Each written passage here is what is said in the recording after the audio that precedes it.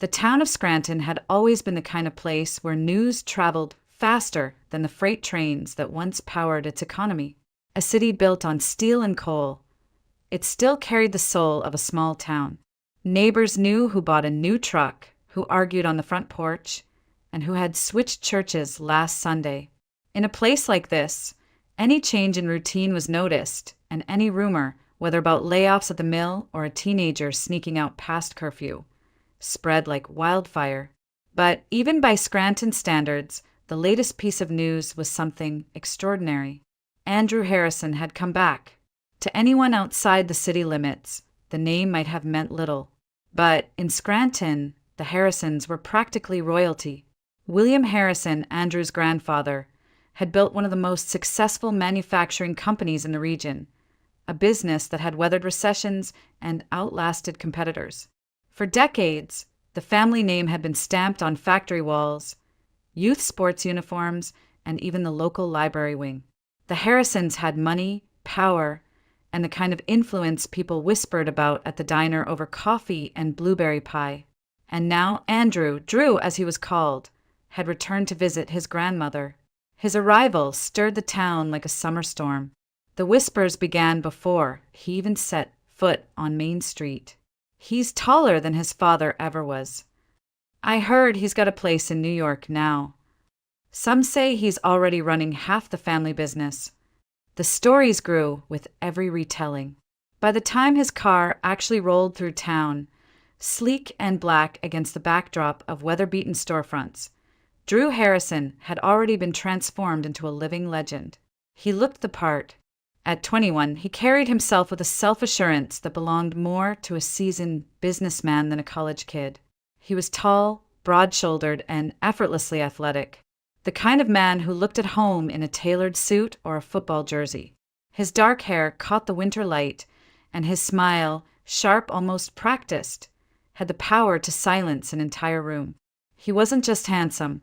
He was the sort of man who made every girl in town pause, bite her lip, and wonder what it would feel like to be chosen.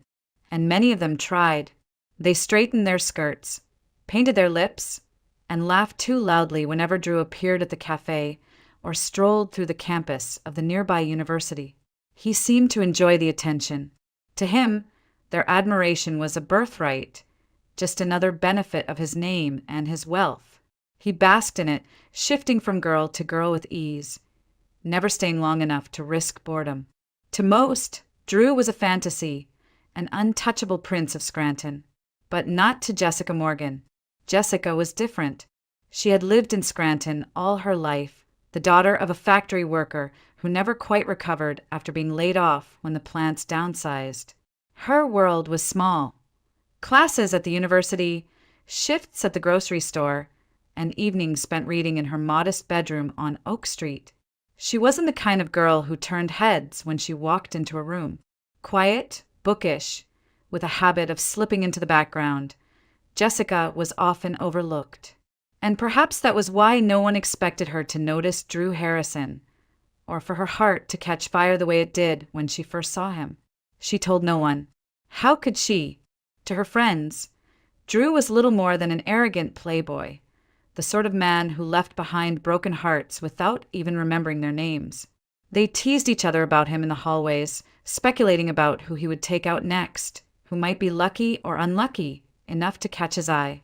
Jessica laughed along when she had to, but in private her thoughts betrayed her. At night, lying awake in her narrow bed, she let herself imagine what it would feel like to stand close to him, to hear him say her name. She pictured herself not as the invisible girl in the back row of class, but as someone he could not ignore. She wanted, desperately, to believe she was different, that her feelings were purer, deeper, not like the shallow infatuations of the other girls. Still, beneath her daydreams ran a river of fear. Jessica knew what Drew was, knew the danger of falling for someone like him. He had wealth, beauty, and the world at his feet, while she had little more than her determination to graduate and escape the cycle of disappointment that had swallowed so many in Scranton. Yet love, or what felt like love, didn't care about logic. It came uninvited, overwhelming, fragile, and fierce all at once. In those first days of Drew's return, Jessica carried a secret that both thrilled and terrified her. Whenever he passed by, surrounded by friends and admirers, her chest tightened, her breath caught, and she told herself that he would never notice her. And yet she hoped. She hoped with the reckless certainty only youth could provide, the kind that made her heart race and her stomach twist whenever she caught the sound of his laughter drifting across the quad. It was foolish. It was dangerous. But Jessica Morgan, the quiet girl no one remembered at parties, was in love. And she didn't know it yet. But that love would soon change everything. The day it happened, Scranton was drowning in rain. A cold, relentless drizzle had turned the sidewalks slick and heavy with fallen leaves. Students hurried from campus toward the bus stop, heads ducked under umbrellas.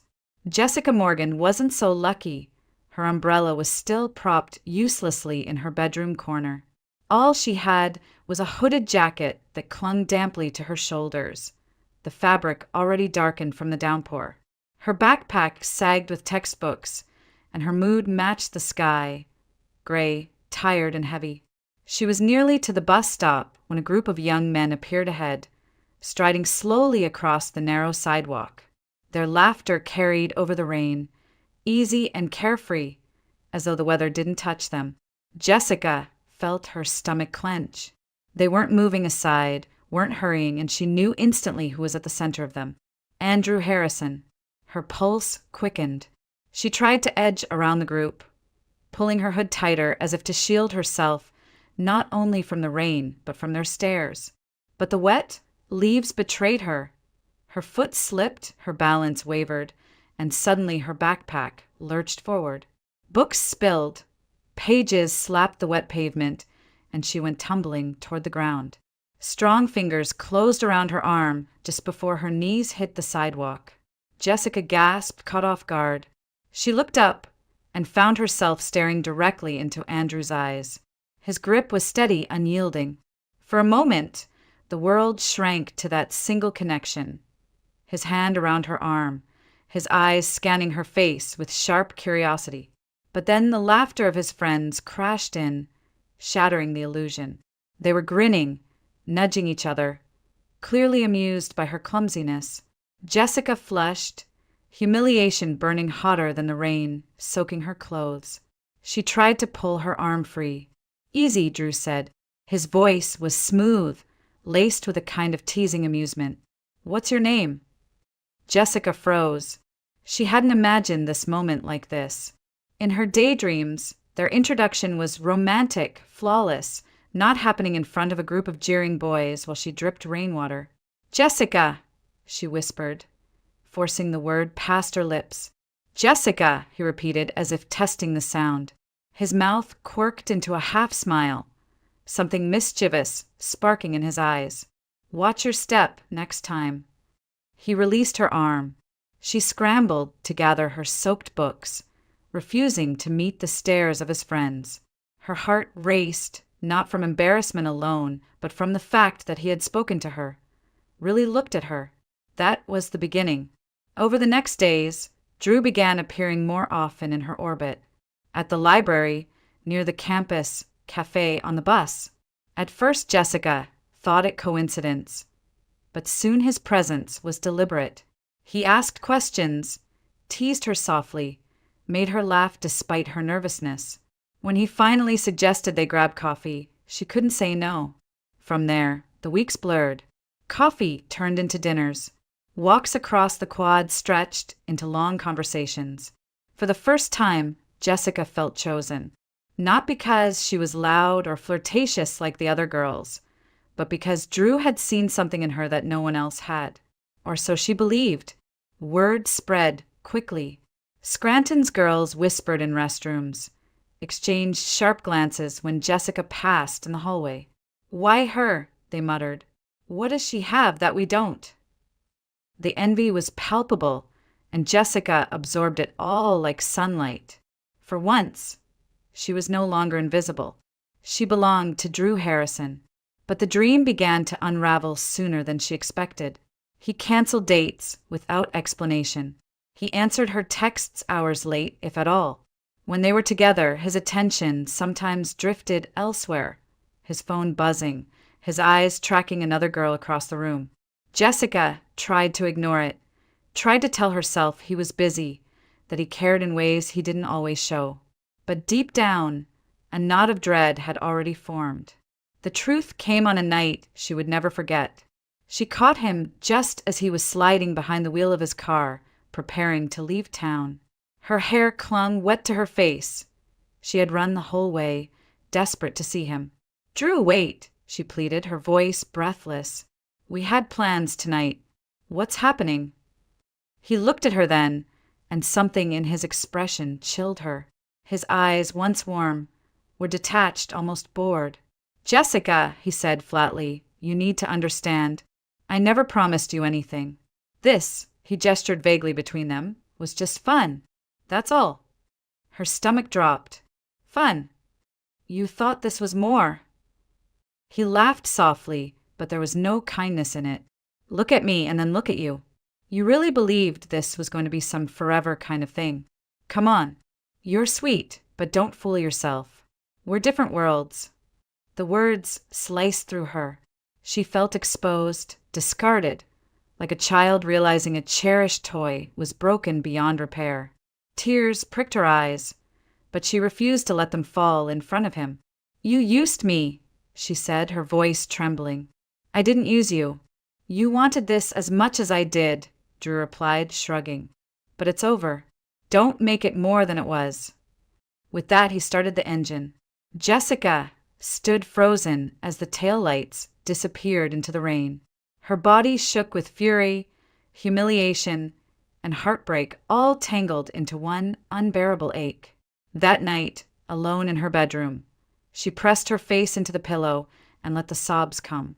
But amid the tears, another feeling surged.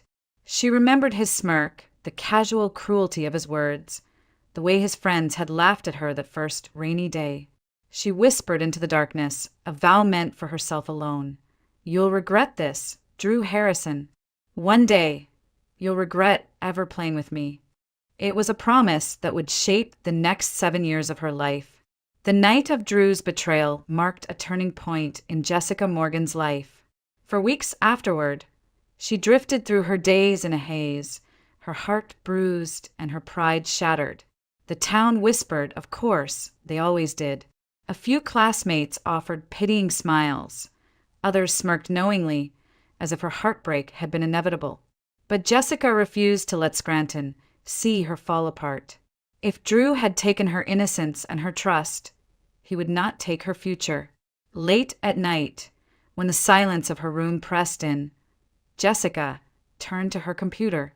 She searched for stories, advice, anything that could tell her how to recover from humiliation so deep it seemed to stain her bones. That was when she stumbled across an online forum, a space where strangers confessed heartbreaks and plotted comebacks. She scrolled endlessly, drawn to the stories of women who had been mocked, abandoned, underestimated, and who had risen stronger than before. One line stopped her cold. It was written by a woman much older, someone who had survived her own storm. The sweetest revenge is not anger, not destruction. It's becoming so strong, so radiant, that the one who hurt you realizes they can never have you again. Jessica read the words over and over, her pulse quickening. It felt like a lifeline thrown across the darkness, a command disguised as wisdom. She whispered it aloud, tasting the promise. The sweetest revenge was to become untouchable. From that night on, Jessica's purpose crystallized. She poured herself into her studies, staying long after her classmates had left the library. She applied for internships, volunteered for extra projects, and pushed through exhaustion with sheer determination. Her nights of crying into her pillow were replaced with nights spent drafting essays, rehearsing presentations, and filling notebooks with goals. Slowly, her grief transformed into fuel. She worked on herself in every way. She saved her paychecks from the grocery store to buy clothes that fit her new confidence. Professional, elegant, nothing like the plain sweaters she used to hide behind. She started running in the mornings, feeling her body grow stronger with each mile. At the salon, she let a stylist convince her to try something bold, cutting her hair into a sleek style that framed her face in a way she had never dared before. And with every small change, Jessica felt the power shift inside her. She was no longer the girl who had slipped on wet leaves and been laughed at. She was someone new, someone who looked forward, not back. 7 years passed, and Scranton barely recognized her. The once invisible girl had become a woman of presence, her quiet confidence drawing attention without her even asking for it. She graduated near the top of her class, earned respect at work, and learned to carry herself with a grace that demanded to be seen. In meetings, her voice was steady. At social gatherings, she stood tall, her laughter clear, no longer shadowed by self-doubt. Her revenge wasn't loud or dramatic. It was steady, deliberate, and absolute. While Jessica built herself piece by piece, Andrew Harrison's path veered in the opposite direction. The boy who once held the town's admiration squandered it with reckless abandon. College freedom tasted too sweet for him to resist, and he drowned himself in parties, late nights, and careless spending. Rumors drifted back to Scranton of bar fights, failed classes, and girls who left with tears in their eyes. The shine that had once made Drew seem untouchable began to tarnish. He gained a reputation not as the golden grandson of William Harrison, but as the reckless heir squandering opportunities others would have killed for. His charm became a shield for irresponsibility, his good looks a mask for laziness. William Harrison noticed. A man who had built his empire from sweat and discipline, William had no patience for a grandson wasting the family's legacy. Board members murmured discontent. Investors whispered about the future, and William grew weary of covering for Drew's failures. At last, his patience snapped. In a private meeting that ended with raised voices and slammed doors, William gave Drew an ultimatum. Either he would return to Scranton and take charge of a struggling branch of the company, or he would be cut off entirely. Drew protested, but the choice was clear. For all his arrogance, he couldn't imagine life without the safety net of the Harrison fortune. So, reluctantly, he packed his bags and prepared to return to the very town where his arrogance had once left its deepest scar. Scranton buzzed with the news. People speculated whether he had changed, whether he would finally step up or simply fail in front of everyone who once idolized him. Jessica, meanwhile, had built a quiet but steady career. She had no idea her past was about to collide with her present. She only knew that she had worked too hard, grown too strong, to ever be that girl again. And yet, fate was already moving pieces into place. The boy who had broken her heart was coming home. And this time, the game would be played on her terms. By the time Jessica Morgan reached her late 20s, life in Scranton had settled into a rhythm she could live with. She worked as an administrative coordinator at a modest-sized firm on the edge of town, one of those companies that handled contracts and logistics for bigger industrial names. It wasn't glamorous, but it was steady, and she had carved out respect there through her diligence and professionalism. Her coworkers trusted her to handle client calls, organize reports, and translate documents when foreign partners were involved. She had built a quiet stability, the kind that didn't attract attention but gave her a sense of dignity. The old wounds Drew Harrison had left behind no longer bled, though scars remained. She carried herself differently now, head higher, voice stronger, appearance polished in a way that reflected years of careful self-mastery. If anyone had told her 7 years ago that she'd be the dependable heart of a small office, she might have laughed through her tears. Yet here she was. Then came the rumor. It started as a murmur in the break room. The company had been bought out. No one knew the details at first, only that a larger corporation was moving in, merging operations, and installing a new director to streamline the branch. The older employees fretted about layoffs. The younger ones speculated about bigger paychecks. Jessica listened quietly, curiosity tinged with unease. Change in Scranton rarely came gently. The announcement arrived one brisk Monday morning in the form of an email. Mandatory staff meeting, conference room, 9 a.m. New leadership introduction. The air in the office buzzed with nerves as employees filed into the room, smoothing shirts and whispering guesses about who the new boss might be. Jessica sat near the middle, notebook open, pen in hand, projecting calm though her heart ticked with anticipation. She told herself it was just another transition, another manager to adapt to. She had weathered plenty of those. And then the door opened. The moment Andrew Harrison stepped inside, Jessica's breath caught in her throat. He was taller than she remembered, broader in the shoulders, dressed in a tailored navy suit that spoke of boardrooms far from Scranton.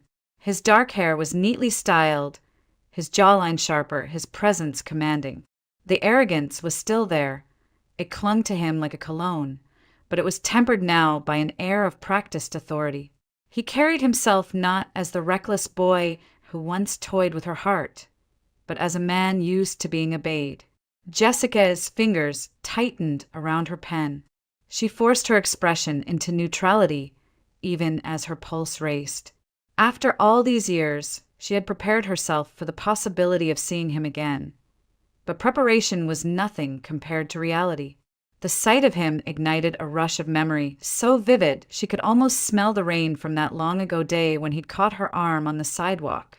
He began speaking, introducing himself as the new branch director appointed by Harrison Industries.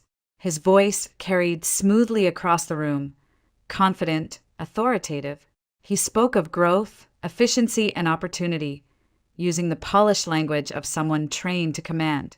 Around her, employees nodded, impressed or intimidated. Jessica barely heard the words. She was studying him, every gesture, every inflection, trying to reconcile the man at the podium with the boy who had once laughed at her tears. Then, at one point, his gaze swept the room and lingered on her. It was brief, almost imperceptible, but Jessica felt it like a spark. His eyes narrowed just slightly, as though something tugged at his memory.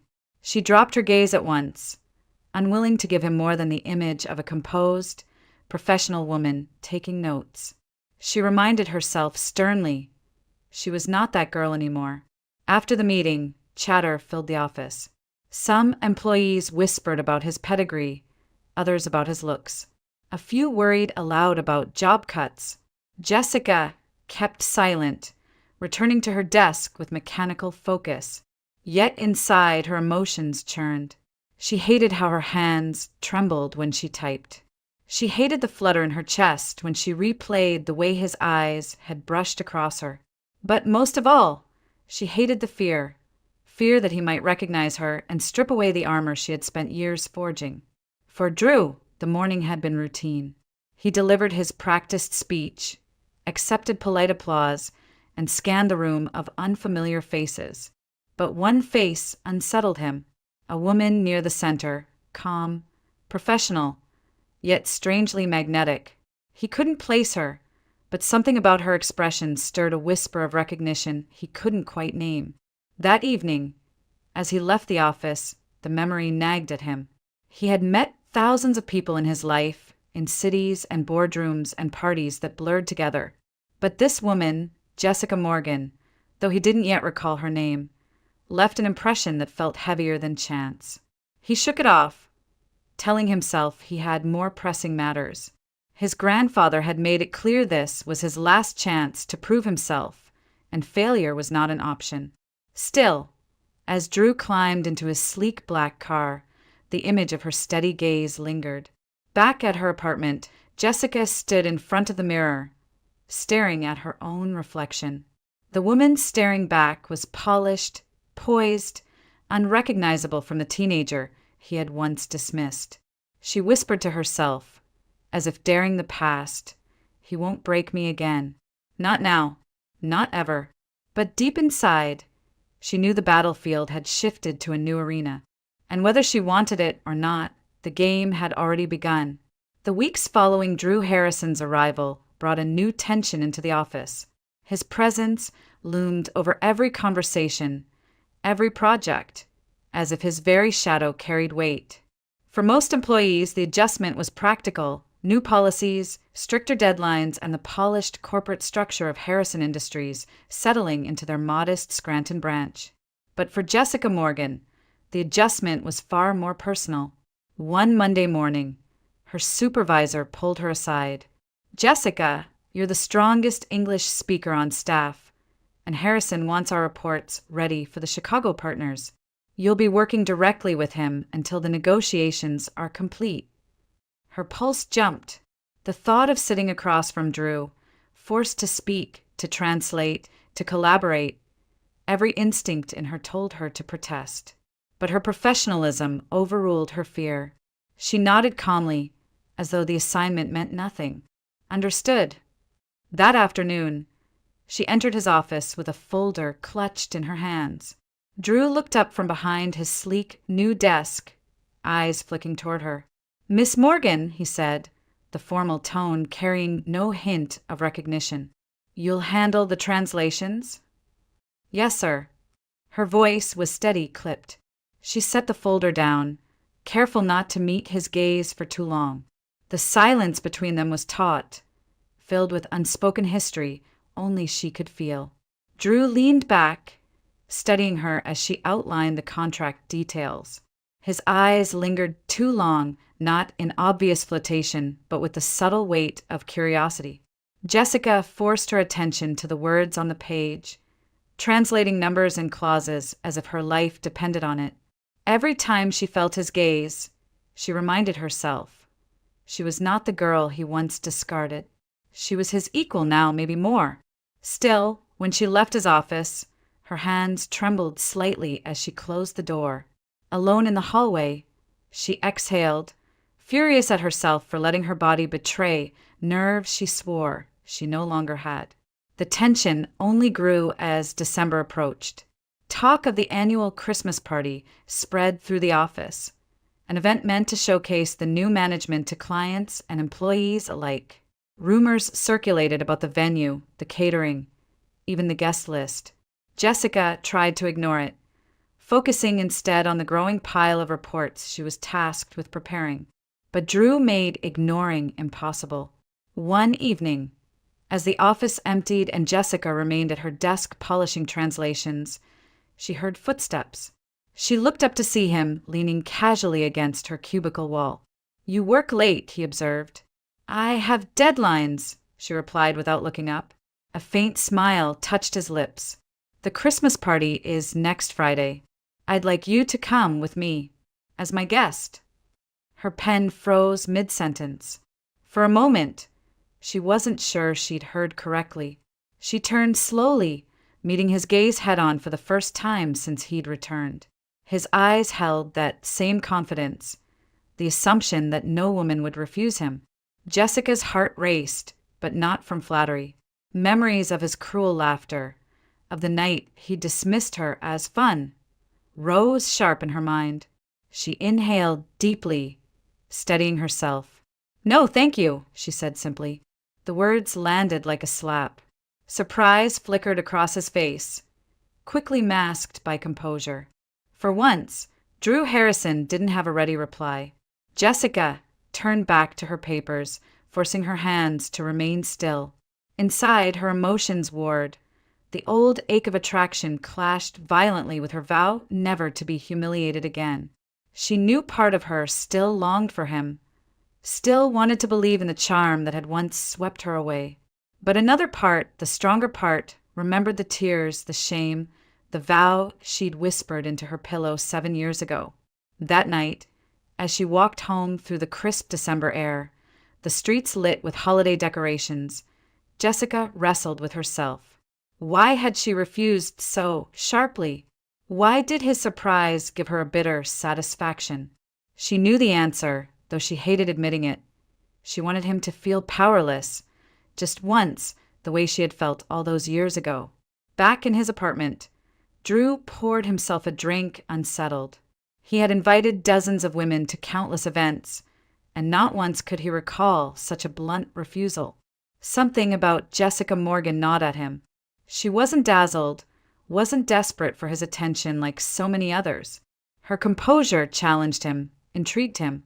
Lying awake later, Jessica stared at the ceiling, her emotions still tangled. She could not deny that her pulse had quickened at the thought of being by his side at that glittering party. Part of her wanted to dress in silk, to walk into the ballroom on his arm and see every jealous face in the room. But the larger part of her, the part that had survived 7 years of growth, knew that walking beside him meant stepping back into a trap. So she had said no.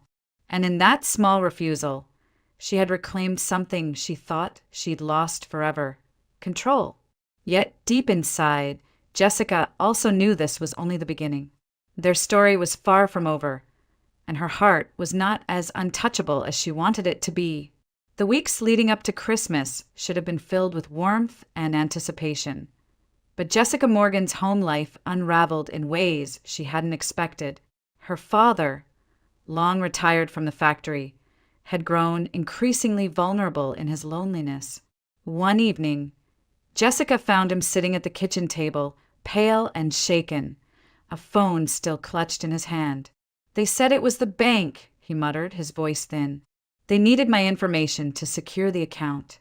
I didn't want to lose the savings, Jess. I gave them what they asked." Her stomach dropped. It was the kind of scam she'd read about, the kind that preyed on the elderly and unsuspecting. Within days, the damage was clear. Thousands of dollars drained, credit cards maxed out, accounts frozen. A crushing debt now hung over the Morgan household, one they had no means to pay back. Jessica spent her mornings at the bank, trying to negotiate, and her evenings sorting through paperwork spread across their worn kitchen table. She called hotlines, reported fraud, begged for mercy from faceless customer service representatives. When she wasn't working or pleading with institutions, she was watching her father, who now seemed smaller, broken, ashamed of what he had done. "It's my fault," he whispered one night as she brewed coffee to keep herself awake. "I ruined us." "You didn't," Jessica said firmly, though exhaustion weighed down her voice. "They ruined us, but we'll get through it."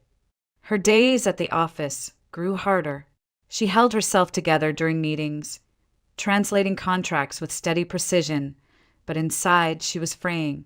The polished armor she had built over 7 years now threatened to crack under the strain of mounting bills, collection calls, and her father's haunted eyes. When the night of the company Christmas party arrived, Jessica almost didn't go. She had no heart for glittering lights or clinking champagne glasses. But attendance was expected, and professionalism demanded she show her face. So she dressed in a deep green dress, simple but elegant, and forced herself into the crowded ballroom rented by Harrison Industries.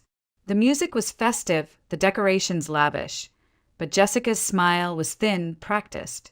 She stayed close to a pair of colleagues, Kelly and Amanda, both of whom noticed her quietness. "You okay?" Kelly asked, nudging her gently. Jessica hesitated before answering. The words tumbled out in a low voice, too heavy to keep inside any longer. She told them about her father, about the scam call, about the mountain of debt crushing them. Her throat tightened as she admitted how helpless she felt, how she was holding everything together by threads. What Jessica didn't realize was that just beyond the cluster of voices and music, Drew Harrison stood with a glass in his hand. He hadn't meant to eavesdrop, but her voice carried to him, faint yet unmistakable. He froze, his attention snapping to her. Her words sank deep. The pain in her tone, the quiet resilience, it cut through the noise of the party like a blade. And suddenly, like a flash of lightning in his memory, he knew. Jessica Morgan, the girl in the rain, the girl whose books had spilled onto wet pavement while his friends laughed, the girl he had dated briefly, carelessly, then discarded with cruel words. He remembered the look in her eyes that night, shattered and betrayed, and it struck him now with the force of a blow. His hand tightened around the glass until he set it down, afraid it might slip. How had he not seen it sooner? The curve of her jaw, the quiet intensity in her eyes, the way she carried herself. It was all there, transformed but undeniably her. and he had been blind. For the rest of the evening, Drew found himself distracted, his mind spiraling back through the years. He recalled her shy smile, her laughter, the innocence he had mocked. Shame burned hot in his chest. He had been young, reckless, arrogant, but that did not excuse the cruelty.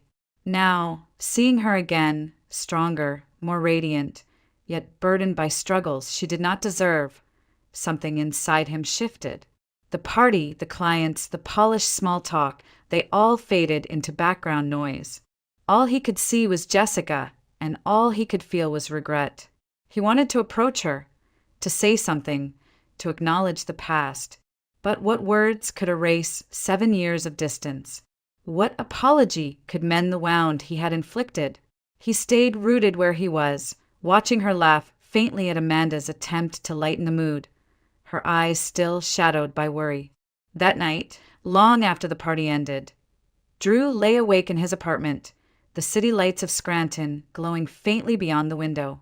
He thought about the boy he had been, the boy who treated life as a game and people as pieces. He thought about Jessica, the girl who had been braver than he realized, and the woman she had become without him. For the first time in years, Drew Harrison felt the sharp sting of remorse, and with it came a quiet, unshakable resolve. He could not undo the past, but he could try with everything he had to make it right. The December night was bitter, the kind that pressed cold against the windows and seeped into the bones of old houses. Jessica Morgan walked home with her scarf pulled tight, her breath clouding in the air.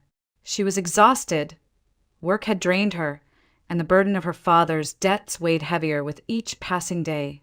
When she unlocked the door to their small, weathered house, she only wanted silence, warmth, and a few hours of sleep before it all began again. But inside, the silence wasn't right. The lights in the living room were dim, shadows stretching long against the walls. Jessica called softly for her father, but no answer came. Instead, she heard the uneven shuffle of footsteps, followed by the clink of a bottle. Her chest tightened. It wasn't her father. From the kitchen doorway staggered one of his drinking companions, a man Jessica had seen before but never welcomed. His eyes were glassy, his shirt stained with liquor. He swayed, smirking when he spotted her. "Jess," he slurred, "you're even prettier up close." Fear prickled down her spine. "You need to leave. Right now." Her voice was firm, though her hands trembled at her sides. But the man only laughed, stepping closer. The smell of alcohol rolled off him, thick and nauseating. "Your dad said I could crash here. Don't be rude." His words twisted with mockery. Jessica backed away, heart pounding. She reached for her phone, but he lunged, knocking it from her hand. The device clattered across the floor. Panic surged. She darted toward the stairs, but he grabbed her wrist, his grip rough and unyielding. "Don't scream," he hissed. But Jessica did scream.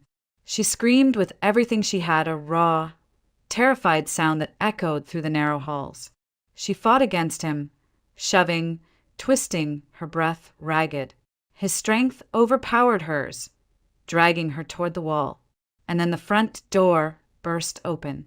Andrew Harrison stormed inside, his face set with fury. In an instant, he tore the man off Jessica, slamming him against the wall with a force that rattled the frame.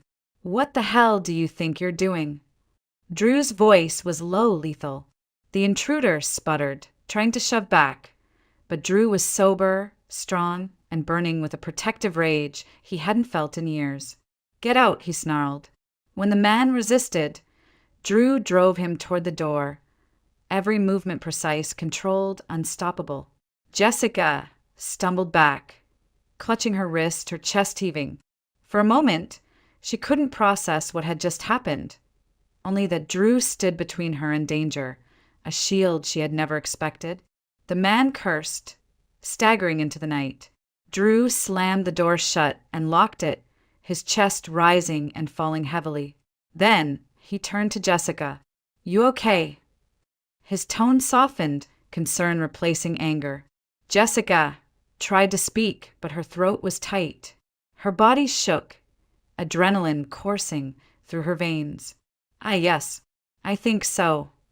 The words came out broken. He stepped closer, careful not to startle her, his eyes scanning her for injuries. "Did he hurt you?" She shook her head quickly, though tears blurred her vision. "No, not really. Just scared me." Drew's jaw tightened, the muscle twitching. "He won't come back.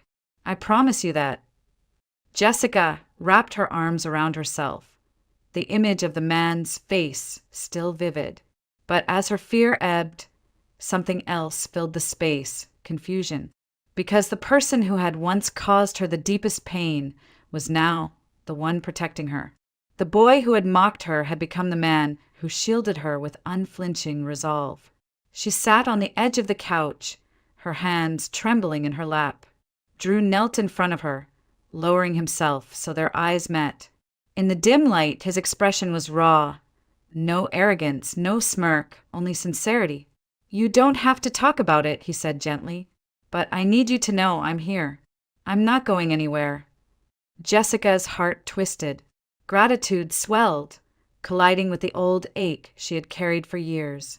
She wanted to thank him, to collapse into the safety he offered. But another part of her screamed caution. This was Andrew Harrison, the man who had once dismissed her as nothing. How could she reconcile the two? The silence between them stretched, heavy with unspoken emotions. Drew didn't push. He only stayed close, steady waiting. Jessica wiped at her tears, drawing a shaky breath. "I don't know what to say." "You don't have to," he replied. For the first time in years, Jessica felt the ground shift beneath her.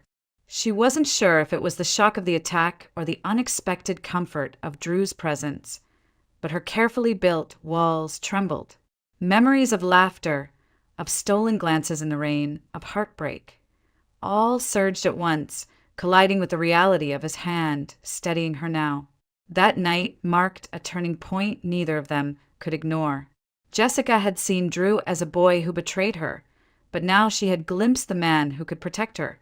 And Drew, haunted by the past, now felt something else burning inside him. The need to prove that this time he would not fail her. The night of the attack left Jessica shaken, her sleep broken by flashes of memory she couldn't control. Even days later, she startled at sudden sounds, her body tensing whenever she walked into a darkened room. Yet, through it all, Drew Harrison remained close, not imposing, not demanding, but steady in a way she hadn't expected. He showed up the next morning with coffee and groceries, his tone casual as if to keep the weight from crushing her. He fixed the lock on the front door without being asked, muttering about security, and checked each window to make sure they closed properly. He never mentioned the fear in her eyes, but he didn't have to. His quiet presence spoke enough. Late one evening, as Jessica sat at the kitchen table sorting through bills, Drew pulled out the chair across from her. His expression was serious, stripped of charm. For a long moment, silence hung between them, broken only by the hum of the old refrigerator. Then he said it. "I owe you the truth." Jessica looked up sharply, her chest tightening. "I remember you now," he continued, voice low. "I should have remembered the second I saw you, but I didn't want to admit it to myself. Jessica Morgan, you're the girl I hurt more than anyone, and I never forgot you." Her breath caught, anger flaring as much as pain. "Don't." He leaned forward, his eyes steady. "I was arrogant. I treated you like a game, and I've hated myself for it more times than I can count. When I saw you again, stronger, sharper, I realized how much I lost. I don't expect forgiveness, but I need you to know I never stopped thinking about what I did to you." Jessica's hands curled into fists on the table. Her voice trembled with fury. "You ruined me, Drew. You made me believe I was nothing. Do you know how long it took me to rebuild? To stand up without hearing your voice telling me I wasn't enough." His face tightened, the words striking deeper than any blow. "I know, and I can't erase it. All I can do is prove I'm not that man anymore." The days that followed became a strange rhythm. Drew visited often, helping with errands, cooking simple meals when Jessica was too drained to try. He never crossed a line. He didn't flirt, didn't push for closeness beyond what she allowed. If she asked for space, he gave it. If she needed silence, he sat beside her without speaking. One night, when a thunderstorm rattled the windows, Jessica found herself shaking again, memories of that intruder clawing at her chest.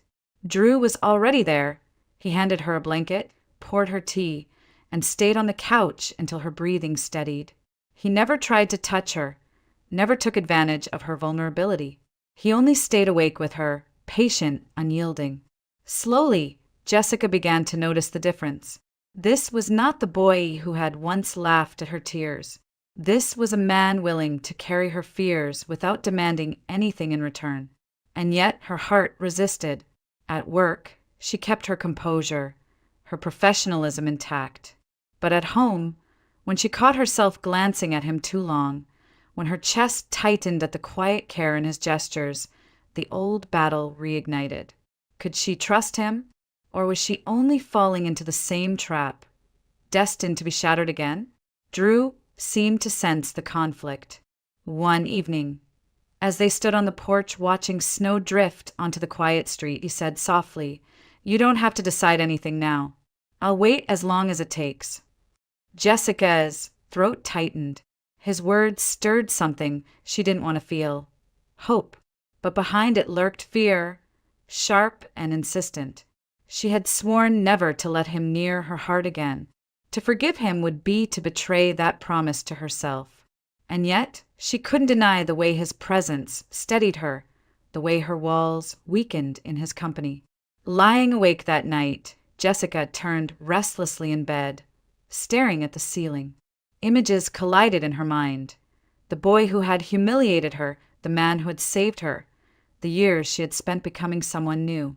Her heart pulled in two directions, torn between vengeance and vulnerability. She whispered into the darkness, as if to remind herself, "Don't forget what he did." But another voice, quieter, whispered back, "Don't forget what he's done now." And so the battle raged inside her, gratitude against resentment, hope against fear, the woman she had built against the girl she had once been. For Jessica Morgan, the fight was no longer with Drew Harrison. It was with herself. Winter in Scranton was harsh, but the weeks that followed brought a quiet warmth into Jessica Morgan's life, one she hadn't expected. After years of carrying burdens alone, she found herself with help, and that help came from the very man she had once sworn to hate. Drew Harrison was true to his word.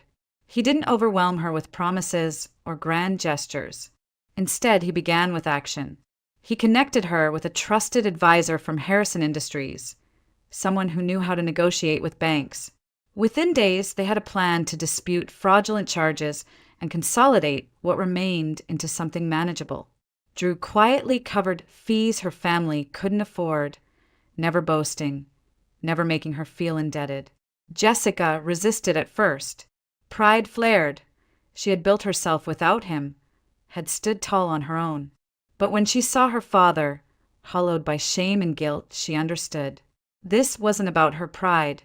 This was about saving what little peace her family had left. And so she accepted Drew's help, not as charity, but as a step toward healing. Her father, once consumed by drink, began to change too. Drew visited often, sometimes sitting with him in the living room, speaking not as a wealthy heir, but as a man who had seen failure himself.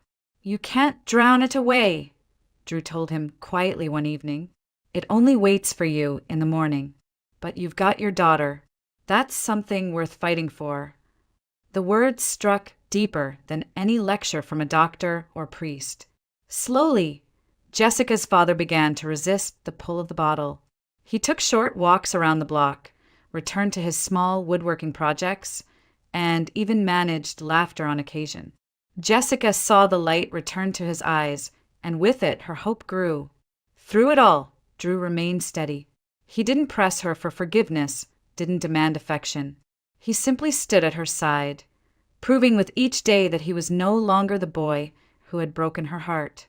It was on a quiet evening, after weeks of tentative closeness, that he finally asked the question that had lingered unspoken between them. They were walking along Lackawanna River, snow crunching beneath their boots, the winter sky a tapestry of stars. Drew stopped, his breath visible in the frigid air, and turned to face her. His eyes were clear, stripped of arrogance, filled with something raw, more vulnerable. "Jessica," he said softly, "I don't deserve a second chance. But I love you. I've loved you from the moment I realized who you were. And if it takes the rest of my life to prove it, I will. Will you marry me?" Jessica froze. The ring in his hand caught the faint glow of a street lamp, but it wasn't the diamond that made her chest tighten. It was the sincerity in his voice, the humility of a man willing to kneel not out of tradition, but out of true repentance. Tears stung her eyes. 7 years ago, she had been a girl discarded in the rain, her heart shattered by his indifference. Now, she stood as a woman forged in fire, strong enough to see the difference between a boy's arrogance and a man's devotion. She let the silence linger, let him feel the weight of her decision. And then she nodded, her voice breaking with emotion. "Yes." Relief swept across his face as he slipped the ring onto her finger. For the first time in years, Jessica allowed herself to smile without restraint, a smile born not of triumph alone, but of release. In that moment, she understood what true revenge meant. It wasn't about seeing him suffer. It was about becoming the kind of woman he could never again dismiss, the kind of woman who commanded respect simply by existing. Her sweet revenge was that Drew Harrison had been forced to change, to grow, to fight, to love her not as a conquest, but as a partner. The town would whisper, of course. They always did. But Jessica no longer cared. She had built her life, reclaimed her dignity, and now, against all odds, found love that was real.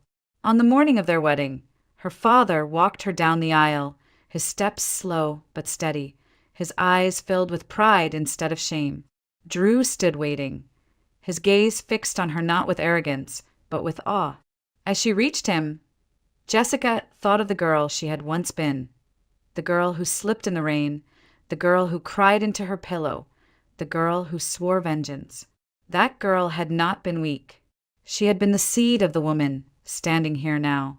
And as the vows were spoken, she felt the circle of her journey close. 7 years of pain, growth, and struggle had brought her here, to a place of strength she had carved with her own hands. Her sweet revenge was complete.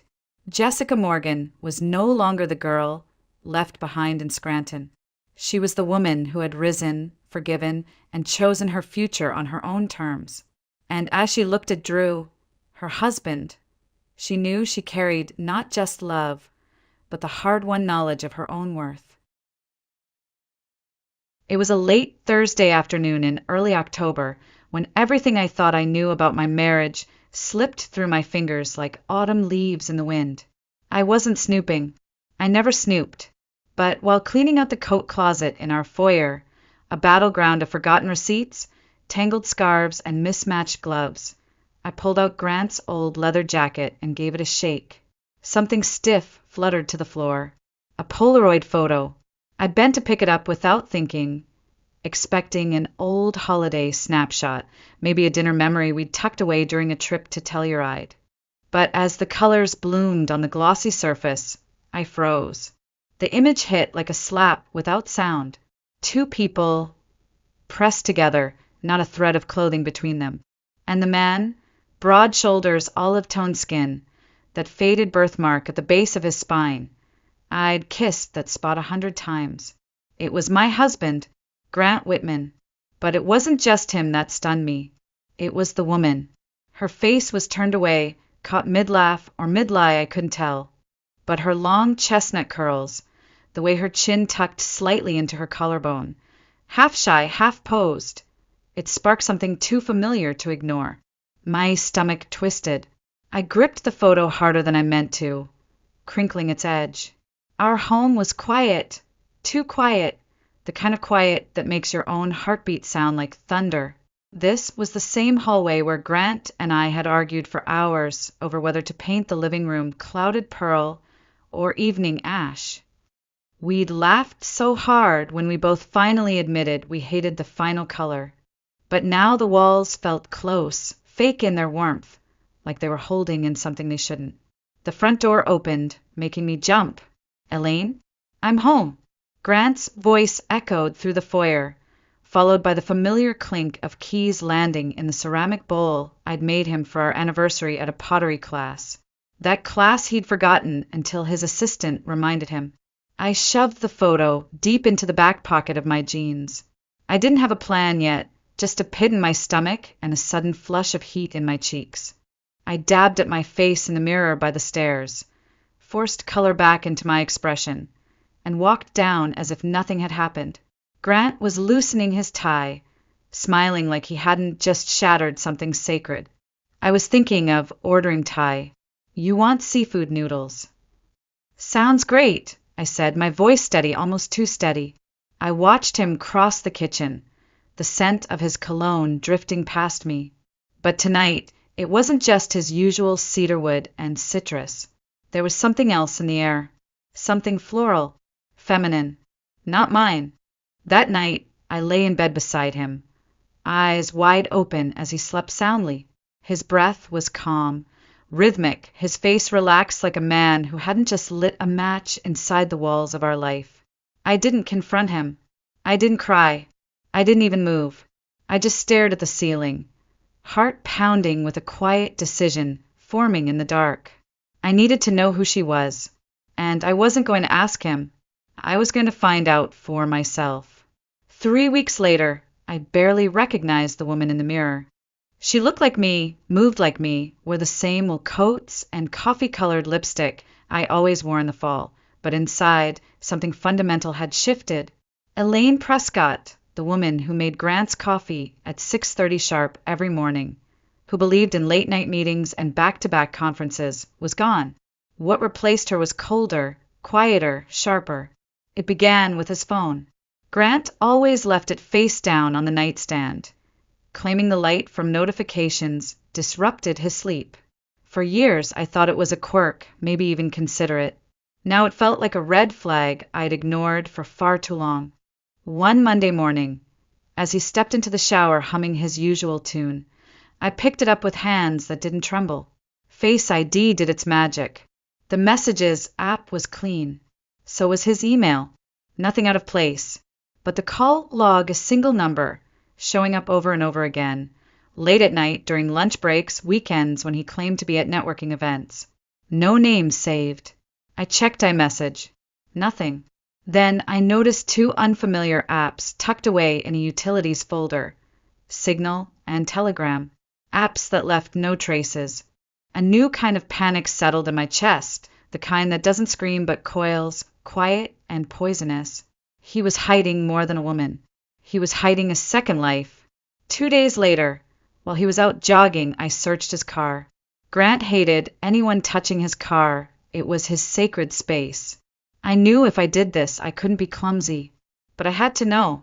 Under the lining of the glove box, behind the emergency manual, was a second phone. It was dusty, maybe forgotten, maybe meant to be found. I took it home and charged it. As soon as it turned on, a notification popped up. Signal. One message, preview, lit up the screen. My love.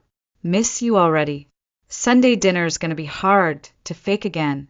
My love. Not babe, not sweetheart. My love. It sounded permanent. And Sunday dinner? That was my family's tradition. A once-a-month ritual at my parents' house in Lakewood, where we grilled steaks under the oak trees and my dad brought out wine saved for special moments. Grant had never cared for those dinners, but recently he insisted on attending. Even suggested we invite Marissa last time. The thought hit me like ice water down my spine. Marissa Langley. She was 28, a few years younger than me, my cousin on my mother's side. We grew up together, shared bedrooms during summer breaks, wrote in each other's journals. When her life fell apart 2 years ago, messy divorce, job loss, depression, I let her stay in our guest room for nearly 9 months. Grant never complained. In fact, he was oddly supportive of her being around. Said it was good for the family. I remembered her long chestnut curls, the way she tilted her head when laughing. I remembered the night she came down in my silk robe and said she couldn't sleep, and how I thought it was sweet when Grant got up to make her chamomile tea. I thought it was kindness. God, I began connecting everything, his meetings in Boulder that never matched his calendar, receipts from a boutique flower shop I'd never heard of, the hotel bill from a weekend when he said he was visiting his brother in Aspen. I went back through our credit card statements, scanned Uber rides, restaurant bookings, every detail suddenly laced with betrayal. The final thread came from a message I found tucked in the encrypted chat history. That trip to Pine Lake when we were kids. Do you remember the red pickup truck? Grant didn't grow up in Colorado. He was born in New Hampshire. He didn't even know where Pine Lake was. But Marissa did. My hands clenched the phone. My breath stopped halfway through my chest. It wasn't just someone. It was her.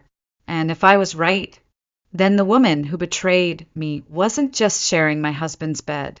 She was sharing my bloodline, my family dinners, and smiling at me across the table like nothing had happened.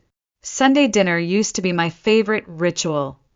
Grilled steaks in the backyard, my mom's rosemary potatoes, the hum of quiet jazz from Dad's old speaker, and the kind of stories only told when everyone's had just enough wine. But that evening it all felt artificial, like I was watching a play I used to star in, now stuck in the audience with no lines to speak. We were gathered at my parents' home in Lakewood, the backyard strung with golden bulbs that cast soft halos over everyone's heads. My brother and his wife sat at the head of the table with their twins. My dad uncorked a Merlot he'd been saving for 5 years. My mom wore the apron I gave her for Christmas. And there, sitting 2 chairs away from Grant, was Marissa, wearing a silk olive dress that shimmered in the light, her chestnut curls falling perfectly over one shoulder, a glass of white wine in her hand, her smile effortless, like a woman perfectly at ease in a life that wasn't hers. And Grant, God, he played his part so well, laughing with my father about a new stock fund, offering to help my mother in the kitchen, complimenting my niece's drawing, but he never once looked at me. Not directly. He looked past me, around me, or at her. Then it happened. A moment so quick, so deliberate, it could have been missed if I'd blinked. His eyes paused at her wrist, where a delicate silver bracelet glinted in the candlelight. I knew that bracelet. I'd seen it in a transaction 3 weeks earlier. A boutique in Cherry Creek we'd never visited together. Marissa noticed. She tucked her hand behind her back, and then she laughed. Light, breezy, like nothing had happened. My heart didn't pound. It didn't break. It hardened. Cold, still, like the weight of granite resting quietly on my ribs. I didn't say a word. I simply waited. After dinner, while the others drifted inside to watch the Rockies game, I excused myself and headed upstairs. I knew Marissa would have used the bathroom off the guest hallway. She always did. Her beige leather purse was sitting on the marble sink, unzipped. I didn't hesitate. I pulled out her phone. Still the same lock code she'd used since high school, 0604. Toby's birthday. The golden retriever we both loved like a sibling. Part of me wanted to be wrong. Truly. I wanted to open that phone and find nothing. I wanted to feel foolish. But the moment I tapped the Signal app, I knew I wasn't. Hundreds of messages. L for Lucas in the original story, now G for Grant. Grant, I dreamed about you last night. Woke up thinking you were still in bed beside me. Marissa, Sunday dinners are getting harder. I hate pretending. Grant, 1 more week. We'll tell her soon. Then it's freedom. Marissa, Elaine will never understand. She's always been too sensitive. Too sensitive. That one broke something. My grip on the phone tightened, fingers whitening around the edges.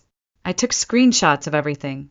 Messages, photos, a GPS pin of the apartment Grant had been visiting on his business trips, all lined up with his calendar. every lie matching a timestamp. The final blow? A message from just 5 days earlier.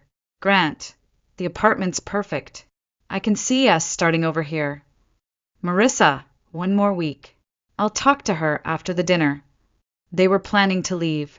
Not just emotionally. Physically. A full reset. Behind my back. While sleeping in my house, eating my food, laughing with my family. And Marissa, the woman I'd paid tuition for when she couldn't finish her degree. The one I pulled out of a depressive spiral 2 years ago.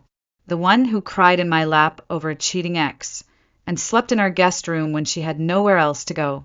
She'd taken my husband, my home, my trust, and now she was about to take the future I'd spent a decade building. I set her phone back exactly where I found it, walked to the hallway mirror, looked at my reflection under the flickering sconces. My lips didn't quiver, my eyes didn't water, but I said the words out loud for the first time. This ends now. I didn't scream. I didn't confront them after dinner. I hugged my parents goodbye, smiled when Marissa kissed my cheek, let Grant wrap his arm around my shoulder like nothing had changed. But that night I didn't sleep. I sat in my home office, surrounded by shadows and silence, and began assembling my arsenal. I started with the bank. Grant and I had one shared investment portfolio, opened 5 years ago using a fund my parents gifted us as seed capital for a future restaurant, Marissa's dream project, back when she still pretended to admire me. I logged in. Transfers. Thousands. All to a second account, not under my name, one I'd never seen. I pulled the records, highlighted every transaction that matched a hotel stay or a furniture invoice. The Cherry Creek apartment, candles, linens, imported tea. They were nesting. Next, I retrieved the old iPad Grant had accidentally cracked 2 months ago. He said it was useless now, just scrap. But after 2 hours and a borrowed HDMI cable, I brought it back to life. Inside, synced under a second iCloud alias, were PDFs of lease agreements, calendar events tied to locations miles from where he claimed to be, and emails from someone listed only as M. They spoke in code. The loft is ready. The final transfer cleared. Can't wait to decorate together. They thought I'd never find it. They were wrong. I copied everything onto an external hard drive, labeled it tax year 2022, and hid it in the back of the winter sweater drawer. Grant never opened that one. Too many zippers, he once said. Then I moved on to audio and video. I ordered a tiny microphone disguised as a ceramic diffuser and placed it on Grant's desk. It picked up every call he took when I was asleep. I installed a discreet camera inside a hollowed-out book on the living room shelf, aimed directly at the spot he loved to sit for his late-night calls with China. I heard nothing about China, but I did hear "I miss you." I hate lying to her, and it's all hers, but she doesn't know it yet. I knew, and it wasn't all mine, not anymore, but I would take back what still was. I hired a private investigator, a small firm out of Colorado Springs with no online presence, recommended by a friend who went through her own quiet war. I used my maiden name, Elaine Conway, just in case. I handed them photos of Grant and Marissa, a list of his recent trips, and told them nothing except, follow the trail. Don't talk to anyone, and don't stop until you've found everything. 3 days later, they delivered. 36 pages, full-color images, timestamps, locations, Marissa and Grant entering and exiting the same apartment building. Marissa wearing a hat Grant had once bought for me on a ski trip. Grant brushing her hair behind her ear as they sat in his car. But what made my blood run cold wasn't the intimacy. It was the timing. All of it, every meeting, every overnight, had happened while I was in Dallas, caring for my mother after her spinal surgery. I had left home for 3 weeks to manage medications, meals, doctor visits, while Grant pretended to hold down the fort and Marissa emailed the family from Paris. I pulled up the emails. Eiffel Tower, macarons, cobblestone streets. I forwarded them to a college friend who worked in digital media. Her reply came in minutes. Elaine, these are stock photos. I literally used this same crepe image in a blog post last spring. Paris never happened. The exhibition was a lie. Everything was a lie. But what wasn't a lie was the fire now moving through my veins, clean and steady. The time for shock had passed. Now came the part they weren't ready for, the reveal. I chose a Saturday evening, the perfect stage. 1 week before Grant was set to be officially announced as a partner at Whitestone Partners. He'd been bragging about it for months, how the board finally recognized his value, how he'd be the youngest partner in the firm's Colorado branch, how we'd finally be real players in the game. I let him believe it. I sent out invitations to both sides of the family, called it a private celebration dinner, hired a private chef from Boulder, arranged a 7-course menu. My mother's favorite lilies were delivered in cream ceramic vases, placed carefully around the house. I even picked out Grant's favorite playlist, smooth jazz, cello heavy, the kind of music that makes people feel safe. The dining room was pristine, white linen napkins folded into fans, gold-trimmed china, and in the corner, mounted on the wall just above our old fireplace, was the 65-inch television screen. Grant assumed I'd prepared a tribute video, pictures of his career, interviews, little jokes, and family messages. He had no idea. As guests began arriving, I played my role to perfection. I greeted everyone with warm smiles, poured wine, complimented outfits. Grant looked at me more than usual that night, maybe sensing something different, maybe just proud to show off his polished, elegant wife. He leaned in and whispered, "You've outdone yourself, Lane. You've always been my calm before the storm." I smiled, straightened his collar, and whispered back, "Let's give them a night to remember." And then she arrived. Marissa. Tight black cocktail dress, deep brown-red lipstick, hair swept over one shoulder like she was walking into a gala, not a family home. She kissed my cheek like nothing had happened. "You look amazing, Elaine," she said, eyes flicking to Grant. "You both do." "Thank you," I replied evenly. "You look radiant." Everyone gathered at the long table. Grant stood first to speak, raised his glass, thanked everyone for coming, thanked me for organizing such a beautiful evening. "I couldn't have done this without Elaine," he said, smiling at me. "She's been my foundation, my partner, and the reason I'm standing where I am." He lifted his glass toward me. Everyone clinked. My hand barely trembled. Before dessert, I stood. "I wanted to share something," I said, my voice calm and measured. A small look back at the journey, at the truth behind it all. I pressed the remote. The screen flickered to life. It began just as they expected. Photos of our wedding, laughter in the sunlight under a floral arch family vacations, ski trips. My father chuckled softly. My mother dabbed her eyes. Grant reached over and squeezed my hand. I let him. Then the screen shifted. The first image, Grant standing in the hallway of an apartment building in Cherry Creek. Marissa stepping out behind him, their hands brushing. The second, a cropped screenshot of their signal messages. "Pretending gets harder each Sunday. She'll never understand." The third, a lease agreement, signed by Grant Whitman and Marissa Langley. Gasps. A child dropped a spoon. I stepped out from behind my chair, into the center of the room. I didn't yell. I didn't cry. I spoke with the clarity of someone who no longer needed to doubt her truth. "I thought everyone deserved to know what's been happening," I said. "Behind the carefully curated image. Behind the lies." Grant stood abruptly, pale. "Elaine, please. This is a mistake. You don't understand." I raised a hand. "I understand perfectly." Click. Another slide. Bank transfers. From our joint account to a private one. Labeled Home, Furnishings, CC Apartment. Click. A hidden camera photo taken in our own home. My office. Grant and Marissa. His arm wrapped around her waist. Her head on his shoulder. Marissa shot up. Elaine, wait, it's not. I turned toward her slowly. You never left the state, Marissa. That Paris trip? Those photos? Stock images. I have the originals from a design database. You were here. With him. While I was taking care of Mom. My father stood, lips trembling. Marissa, is that true? Marissa's silence was the clearest confession in the room.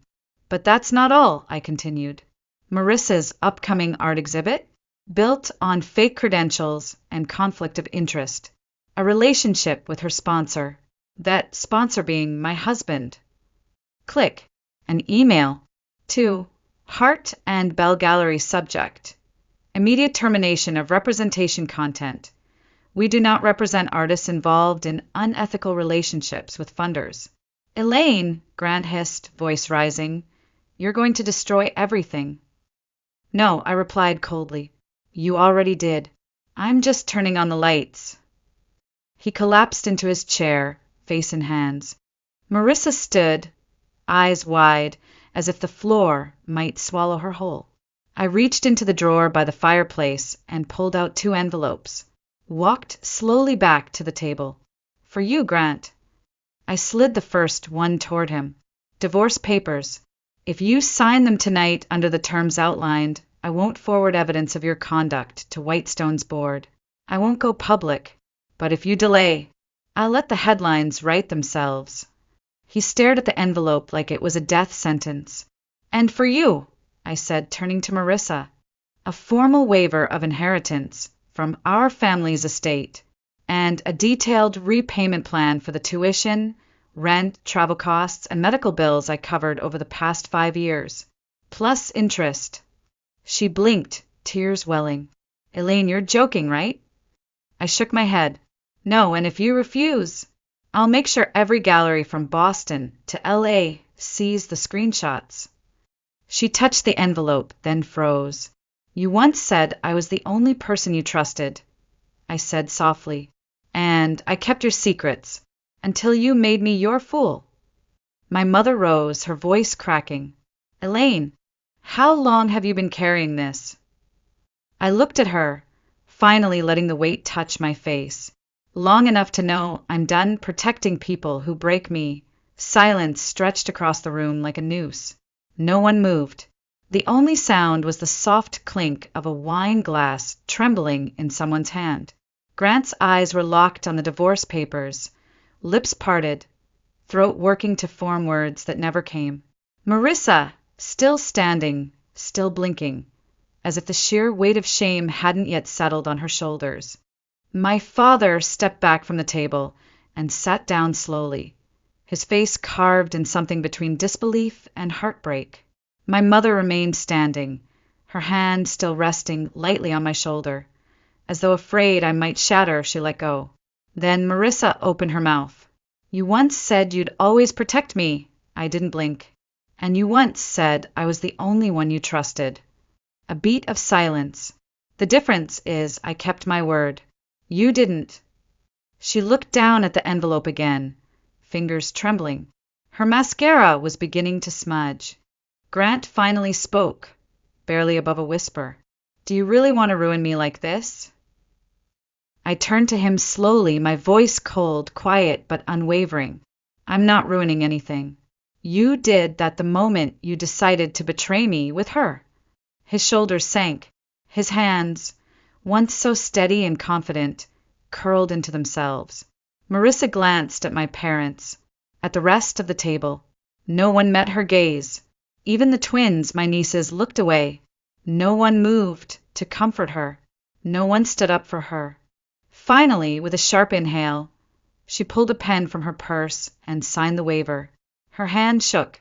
A single tear dropped onto the paper, darkening the corner where her name had just been written. She didn't speak. She didn't ask for forgiveness. She simply placed the pen down, quietly, like a child handing in a failed test. I gathered both envelopes, his and hers, and slid them into my leather satchel. Thank you for coming tonight, I said softly, scanning the room. I'm sorry this wasn't the celebration you expected, but I believe the truth always deserves a place at the table. I turned to walk away, but my father stood again. Elaine, he said, voice firmer now, you don't owe anyone an apology. They do. And from this moment on, you are not alone. You never will be again. My mother nodded beside him, wiping a tear from her cheek. Family won't leave you behind this time. Marissa stepped toward me slightly, as if to say something. I took one step back, not out of rage, but out of understanding. The distance between us could no longer be measured in feet. Grant rose from his chair, clutching the envelope. I'll sign, he muttered. I looked him in the eye for the last time. Save your explanation, I said. You'll need it for the ethics meeting at your firm on Monday. A soft, dry laugh escaped from one of the guests. No one was smiling, but everyone understood. The mask had fallen. The act was over. The audience had seen the real show. And I, for the first time in a long time, felt still. It's been a year. I live alone now, in a 6th-floor apartment overlooking Washington Park. Floor-to-ceiling windows let the morning sun spill over my new life. Soft, slow, deliberate. I wake up to birdsong, not alarms. I read the paper with a cappuccino in hand, next to a lavender pot I planted the day I moved in. The scent is delicate. It reminds me that I'm still growing. I don't pour coffee for anyone else anymore. I don't ask what they want for dinner. I don't listen to lies disguised as affection. What I do instead is breathe. Fully, deeply, without apology. My career at the preservation firm has entered a new chapter. After landing the Houston Municipal Restoration contract last spring, I was promoted to lead architect on 2 heritage sites. It's a role I used to turn down, too busy caring, covering, shrinking. Not anymore. As for Grant, he no longer lives in Denver. After an internal ethics investigation at Whitestone for misuse of company resources and failure to disclose personal conflicts, he wasn't fired, but he was transferred quietly to the Salt Lake City branch. His promotion vanished. So did his speaking gigs. His LinkedIn update stopped. He sent me one email. I never opened it. Marissa? She left. This time she really went to Paris, not for an exhibit, but to disappear. She sent me 3 handwritten letters. The first blamed the pressure of family. The second, 5 pages long, apologized for everything. The third was short, just one line. I wish I could go back. I understand if you can't forgive me. I kept them in the bottom drawer of my desk, not to dwell on what happened, but to remind myself I didn't need closure to move forward. My living room walls are now olive green, the exact color Grant once called dull and depressing. I painted them anyway, hung my own charcoal sketches on them, lines I drew during weekends alone, learning how to turn stillness into strength. Sometimes I'll walk down the grocery aisle and catch sight of things that used to belong to my old life. His favorite mint ice cream, a red scarf Marissa borrowed once. They don't hurt anymore. They're just objects now. Footnotes. The pain, the betrayal, the silence, they no longer define me. They carved space for something deeper. Last weekend, I sat with my mother at a small cafe near Cheeseman Park. She reached across the table, squeezed my hand, and said, "You're the strongest one in this family." I smiled, not because I needed her to say it, but because I already knew. They thought I was soft, quiet, fragile, but it was my silence that brought them down. I didn't destroy them. I let their lies collapse under their own weight. And I walked out, not burning the house, just taking back the light.